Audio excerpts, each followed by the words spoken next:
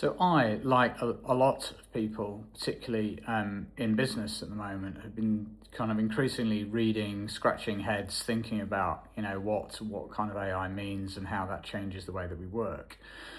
And over that period of time, and having, actually been diving pretty deep into the rabbit hole, I've kind of come across some fundamental kind of shifts in the way that I'm thinking about, how we look for people that are good at this, because increasingly I think the world is accelerating, right? We can see that Moore's law that we've been used to in terms of how quickly computers have been improving is out the window. We've got exponential growth. Obviously, Elon and those in the power seats in AI are talking about kind of the singularity happening as early as 2028.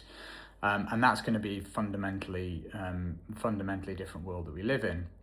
So what does that mean for people and, the people that, we love to employ, and, how do we know who's going to make it and who's going to not? And I think it comes down to, real interest in the world around you, which has never actually changed actually. So I think the people that are fundamentally being very good and being very innovative are the ones that are still going to do well, and you can spot them already.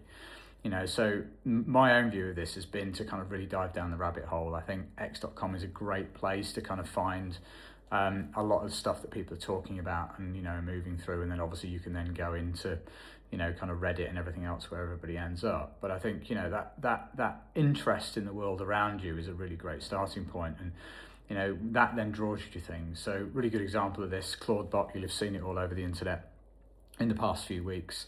The first kind of real AI assistant, or it's, was certainly being, advertised as that. So, I decided to not being particularly technical either, decided to kind of install that. And it was in that process really that I really learned what I think the kind of the next phase of AI is. And it's about getting involved. It's about playing with things that you might not understand, but learning through doing. And I think the people that do that, the people that are really interested and poke it and play with it and realize that, it might not be perfect, but it opens your eyes then to what's possible. And, I now have an agent in my WhatsApp that, is capable of, organizing my day and sending me summaries and meeting prep and, texting people happy birthday and, the list goes on. I think there are, as I've already written about, some questions about what that means for human and, our ability to do strategic thinking and, kind of memorize things and all that kind of stuff. But that apart, I think fundamentally that process teaches you what the capabilities look like. And I think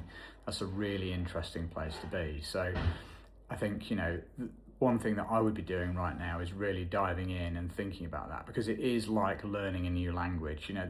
The preconceptions that you have about how to learn and what's possible and what's not are just going out the window. And so you have to shift your mindset to going, okay, right, we're not in the era anymore of being able to sit at a laptop and just produce a piece of music, which is where we are in the real modern world now. It's more about actually, we've got to go back to first principles and learn, well, actually, this is a crotchet and this is a quaver and these are scales and this is how you write music. This is the fundamental makeup of what music is. And that's where we are with the AI era.